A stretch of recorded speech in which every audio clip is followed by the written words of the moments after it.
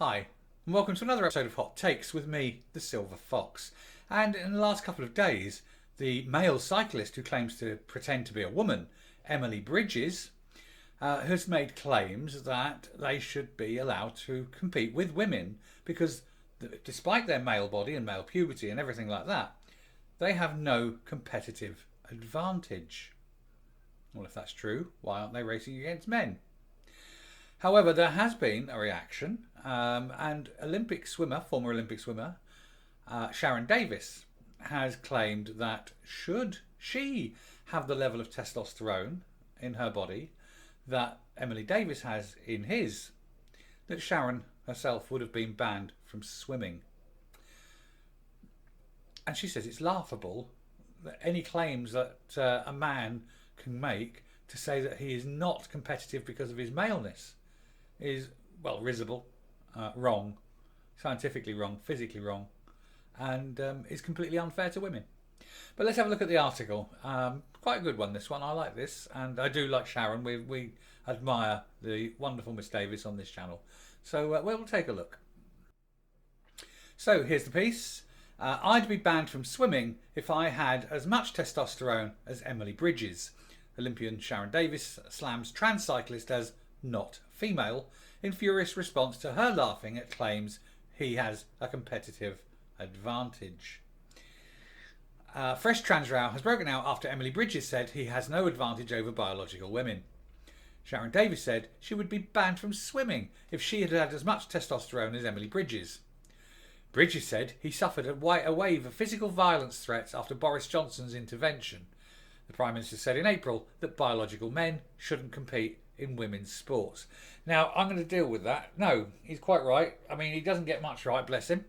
But this is one of those instances where Boris has got it damn right. Men should not compete against women. It's unfair, and it can, in some cases, be physically dangerous for the women. And also that Bridges says he suffered a wave of physical violence threats. I don't believe that. I think that's a claim that's made up for the pushing of an agenda, but we shall look in anyway. A fresh transgender row has broken out after trans cyclist Emily Bridges laughed off claims he has a competitive advantage over biological women. Yeah, you know, all that masculine musculature. Oh, that's a hard way to say it, isn't it? Male musculature, male bone density, you know, going through male puberty, male uptake and oxygen retention. Oh yeah, but they don't count. You know, that's not a thing. It's not a thing. Of course, it's a thing. In a series of tweets, British Olympic swimmer Sharron Davies said Bridges is not a woman. Well, she's right. Bridges is a man, and called his inclusion in women's sports unfair, and claimed that she would have been banned from competing had she as much testosterone in her system as Emily Bridges is allowed in his. The former GB swimmer also posted, Emily Bridges has never been barred from sport or ever will be. EB was competing last year and earlier this year successfully in the men's category. Inclusion is being able to compete. It is not about getting an unfair advantage. Quite right. And that's the thing. This man was competitive. He was racing against other men. Then all of a sudden he realised that he wasn't winning as much as he wanted. So he said, I know, if I race against women, I'll be able to beat them and then I'll be a winner. Oh, in so many ways, you will never be a winner. She added, if we get to the point where we can't talk facts because it might hurt someone's feelings, bless, hurty fifis, where the hell is this going to lead us? How can we measure feelings? Why is one person's feelings more important than another person's feelings? See, feelings cannot be a measurement of truth. That's right. Just because you're offended doesn't make you right. Between 1975 and 1985, Davies missed out on a string of medals while competing against East German drug cheats. She now believes there are parallels between the state-sponsored doping campaigns of the Cold War and transgender athletes taking hormone suppression medication in a quest to win medals in women's categories. Yeah, I mean, it is no different. In order to compete and be in order to compete and be allowed to compete, they're having to take massive amount of drugs. What is the difference between taking massive amount of drugs for one thing and taking massive amounts of drugs for another thing? I don't know. The issue of trans inclusion reached the mainstream when US trans swimmer Leah Thomas, that huge 6'2" bloke, thrashed the female competition and broke numerous records in the National Collegiate Athletic Association's championships in Atlanta.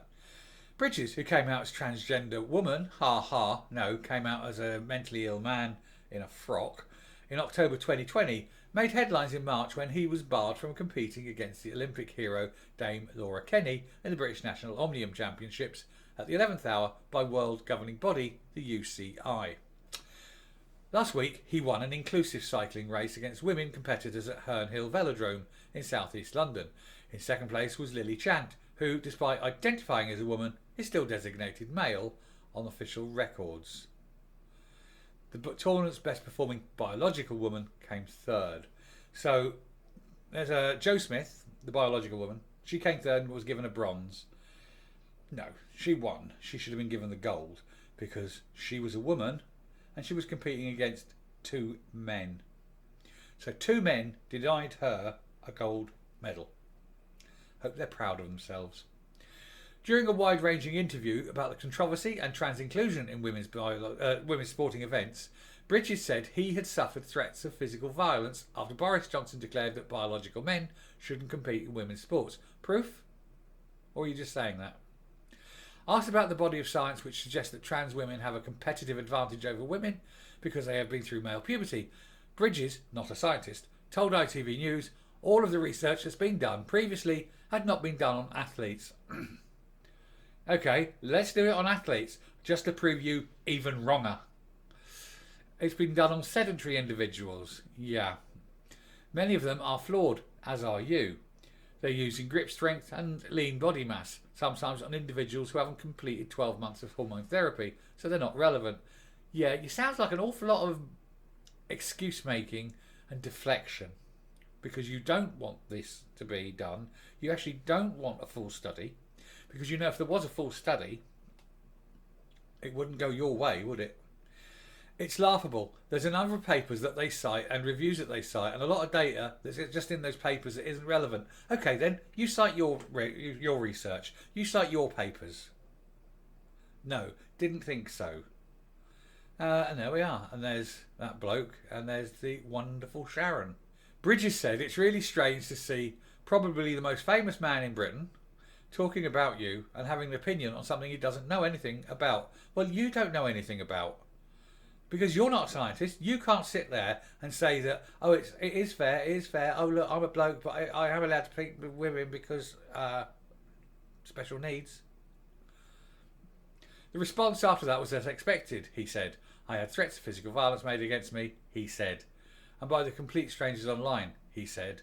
And I'm scared a lot of the time about who I am in public, he said. No proof? No backup? Show us the emails. Nope, okay. And it just goes on there, and it's this bloke crying into his soy lattes that life's not fair. And life's not fair. There's nowhere in the world which says that life is fair. But I would suggest, I'm going to bring it to a close here and come up, but I would suggest that if you want fairness, stop trying to beat women. Anyway, let's come up and round off.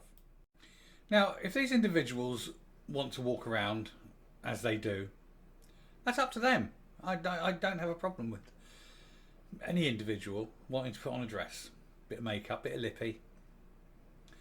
But when they then claim that simply because they want to be women, they have to be women, that's clearly wrong. Because for little things like endangerment, if you're playing a physical sport and you're a man and you're playing against women, you can do severe physical damage. But it's also unfair to those women who have trained and practiced and put their entire lives on hold while they dedicate themselves to a sport, only to find out at the last minute that they're not going to the Olympics this year because some bloke from Huddersfield has just outcompeted them.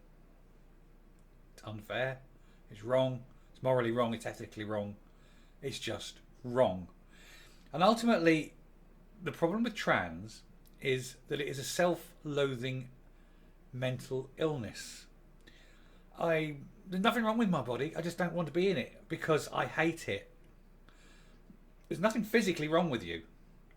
So therefore, it's a mental condition. And it is a mental condition. The DSM-5 says that body dysphoria is a mental condition. So the people who suffer from this disease, it's not a disease, but this condition, they need psychological help, not enabling. You don't help an alcoholic by handing him a bottle of scotch. And so you shouldn't help these mentally ill people by allowing them to fulfill their fantasies. Especially not when those fantasies harm women. And the entire trans lobby is out. It doesn't want women to exist. It wants to change the definition of women so that it can include men. And that is also dangerous. That's fascism and cancellation. And it's wrong, and they're wrong, and we need to fight it every step of the way.